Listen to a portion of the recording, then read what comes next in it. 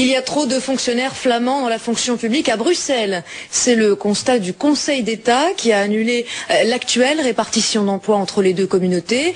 Du coup, aujourd'hui, le cadre légal d'attribution des postes n'existe plus. Thomas de Bergeyck, Michel Erix. Contrairement à une idée reçue, on travaille dans la fonction publique et on travaille même beaucoup. À Bruxelles, 1800 personnes sont occupées à temps plein.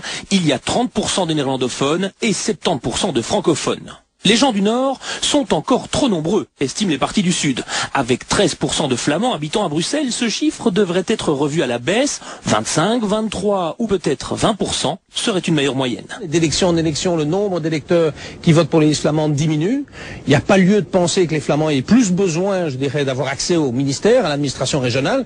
Donc effectivement, le volume des affaires traitées, il est toujours assez proche de ce que représente la répartition de la population. Un récent Conseil d'État vient d'ailleurs de casser la clé de répartition votée par le gouvernement en estimant qu'elle n'est pas conforme à la réalité des dossiers traités. Situation aberrante, les fonctionnaires néerlandophones n'ont pas assez de travail, les autres en ont trop. La secrétaire d'État est attendue au tournant demain en séance plénière du Parlement bruxellois. Le fonctionnaire à Bruxelles, au niveau régional, ne doit pas être lui-même bilingue, mais le service doit être bilingue. Et donc, c'est pour ça qu'on peut aussi tenir compte du fonctionnement du service.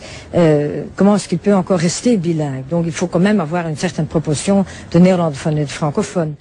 En attendant, les dossiers s'accumulent à l'administration bruxelloise et certains dans les bureaux trépignent, car sans un cadre légal clair, impossible de faire carrière et de passer cadre ou directeur par exemple. Demain dans l'hémicycle, ce sera l'argument du nombre contre l'argument de l'efficacité. D'ici la fin des débats, les fonctionnaires attendront encore un peu.